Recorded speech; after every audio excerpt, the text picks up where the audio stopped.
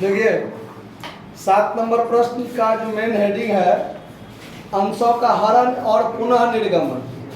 पुनः निर्गमन भी है इसमें लगा हुआ। देखिए क्या कहता है कि एक्स लिमिटेड ने 100 रुपया प्रत्येक के 10,000 समता अंशों को 100 रुपया प्रति अंश प्रीमियम पर निर्गमन किया है। मतलब 100 रुपया दाम भी है और 100 रुपया प्रीमियम पर भी निकाला है। आया बात समझ में?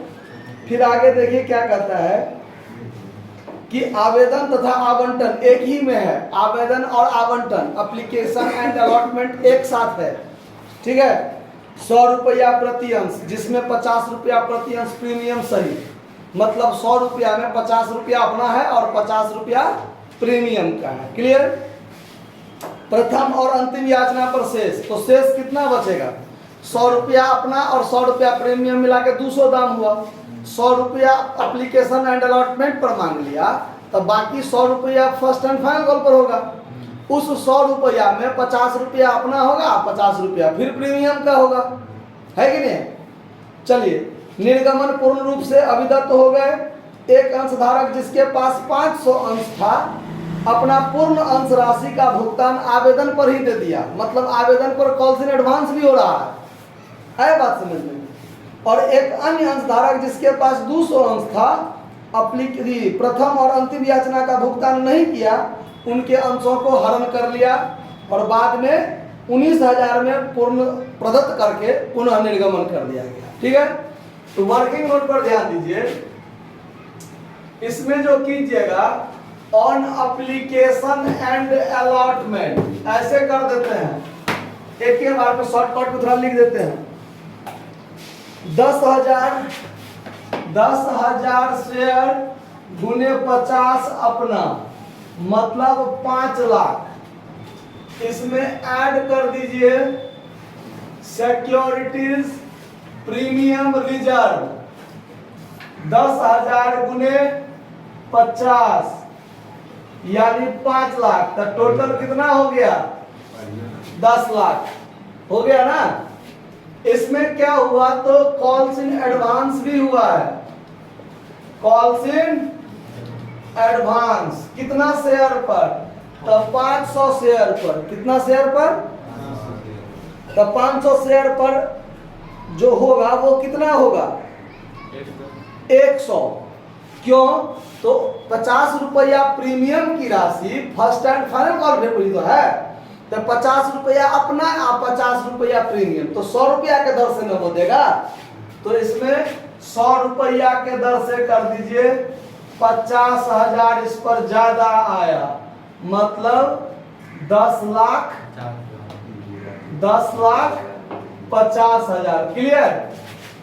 अब आइए on first and final call. तो 10,000 गुने 50 5 लाख। इसमें ऐड कीजिए सिक्योरिटीज प्रीमियम रिजर्व कितना? तो 10,000 गुने 50 5 लाख की भी हुआ, टोटल मिलाकर कितना? 10 लाख। तो इस पर का 50,000 रुपया इसी पर आ गया, तो इस पर कम आएगा, लेस कर दीजिए। कॉल्स इन एडवांस 500 गुने 100 बराबर 50,000। तो इस पर अपना अभी तक कितना? 9,50,000। अब इसमें लेस कीजिए calls in arrear. Calls in कितने अंशधारी नहीं दिया है? 200। तो 200 गुने 100 नहीं आया, कौन 100? तो ये दोनों वाला मिला के 50 अपना और 50 प्रीमियम का नहीं आया, मतलब 20,000 नहीं आया। तो कितना आया? 9,30,000 आया इस पर। कोई दिक्कत इस बात को समझने में?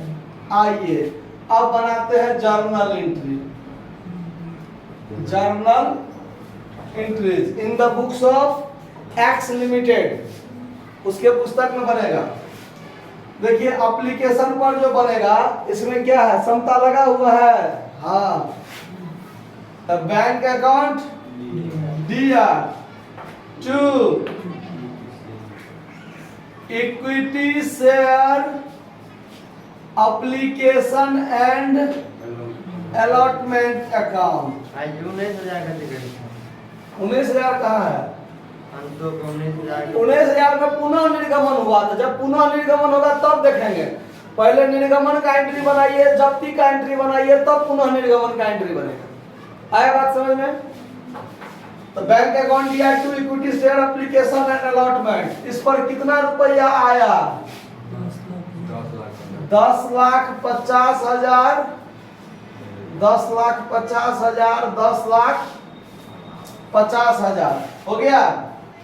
अब यहां आइए, equity share application and allotment account DR 10,50,000। इसमें क्या क्या होगा ध्यान दीजिए। Equity share capital account, equity share capital का कितना है अपना? 5 lakh. 2 securities premium reserve account, कितना रुपया? 5 lakh. 2 calls in advance account, कितना? 50,000। आया समझ में? 10,50,000 में 5 लाख उसका अपना हुआ, 5 लाख सिक्योरिटीज प्रीमियम का हुआ। अब 50,000 फर्स्ट एंड फाइनल कॉल रुपया में पहले पहुंच गया है, तो 2 कॉल्स एडवांस कितना? 50,000। अब चलिए फर्स्ट एंड फाइनल कॉल का काम करते हैं। Equity share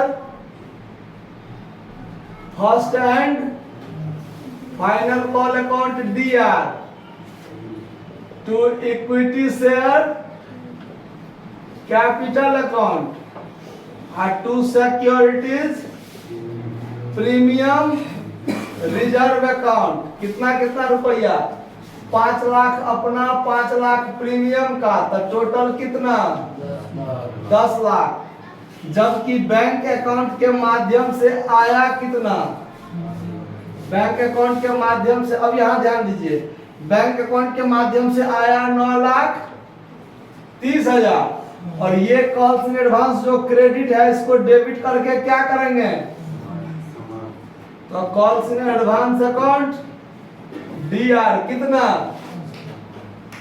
2 equity share first and final call account, कितना रुपया आया? 50-80,000 ना, 9 लाख। अब देखिए 10 लाख रुपया में खाली 20,000 में कॉल इन एरियर हुआ जो नहीं आया।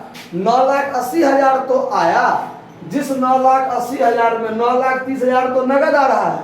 अब 50,000 फर्स्ट एंड फाइनल कॉल वाला रुपया कब आया था? एप्लीकेशन एंड अलॉटमेंटे पर आ गया था, इसीलिए। चलिए ये हो गया। अब ये वाला एंट्री हो गया खत्म। अब होगा जब्ती वाला एंट्री। जब्ती वाला क्या होगा? तो जब्ती के लिए बनता है equity share capital account DR। जितने अंशों को जब्त किए गुने ज्यादा रुपया मांगे, तो 200 अंश पर जो पैसा यहां नहीं आया उस पर तो हम 100 का 100 रुपया ना मांगे हैं। 100 रुपया अपना और 100 रुपया प्रीमियम, तो दोनों ना मांगे हैं। तो 100 रुपया के दर से शेयर कैपिटल अकाउंट DR कितना होगा? 20,000। 200 अंश गुने 100 रुपया अपना पूंजी का दाम। चूंकि प्रीमियम वाला भी नहीं आया है, 100 रुपया जो प्रीमियम है उस 100 रुपया प्रीमियम में 50 रुपया इस पर मांगा, अब 50 रुपया इस पर मांगा। इसका आ गया तो कोई बात नहीं, इसका नहीं आया तो क्रेडिट तो 2 सिक्योरिटीज प्रीमियम रिजर्व हुआ है ना, अब वो डेबिट करके समाप्त करना पड़ेगा। क्यों? तो 50 रुपया के दर से, यानी 200 शेयर पर 50 रुपया के दर से जो प्रीमियम हम मांगे हैं फर्स्ट एंड फाइनल कॉल पर वो नहीं आया। तो 200 गुने 50, 10,000 रुपया इस पर भी होगा। क्या? Securities premium reserve account DR 2 अब 2 में equity share first and final call account कितना नहीं आया, तो 20,000। इस 30,000 में 20,000 नहीं आया, 20,000 नहीं ना आया, कहाँ का, ये वाला। इस 20,000 में 2 पार्ट है ना, 50 अपना 50 प्रीमियम, तो 100 रुपया के दर से।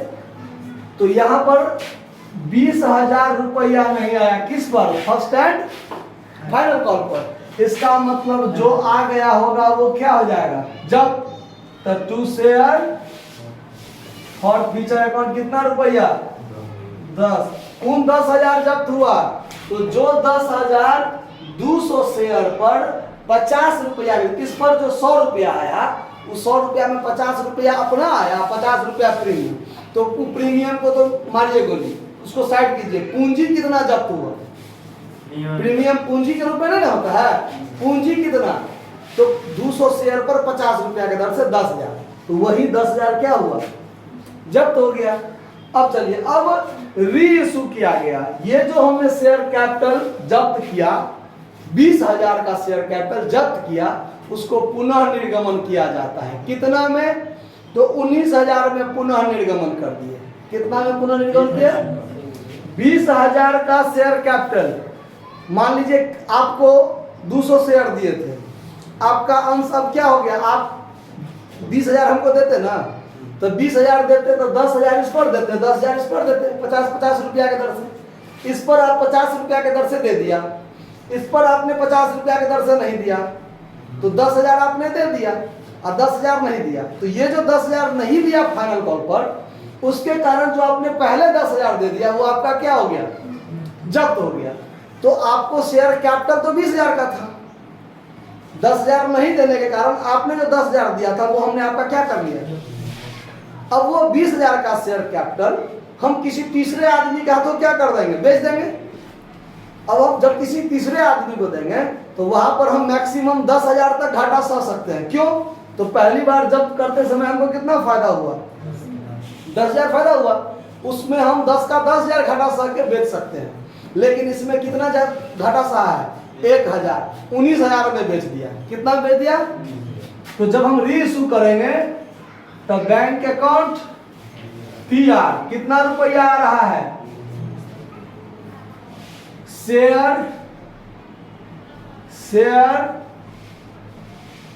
For future, share for future account DR कितना, और 2 share to equity share capital ना, to equity share capital account कितना का शेयर हो गया, 20,000 रुपया का शेयर कैपिटल हो गया। 1,000 हमने घाटा सहा, 19,000 में बेच दिया।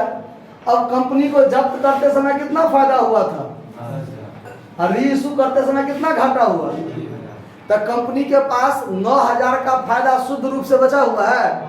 तो इस 10,000 में से ये 1,000 जब्ती वाला काट के बाकी जो 9,000 बचा वो कहाँ चला जाएगा, कैपिटल रिजर्व में। कहाँ जाएगा, तो एक एंट्री यहां बन जाएगा, share for future account DR capital reserve account. कितना रुपया, 9,000 रुपया। इतना एंट्री आपको इसमें बनाना था। समझ में आया, कोई दिक्कत, नोट कर लिया जाए। धन्यवाद।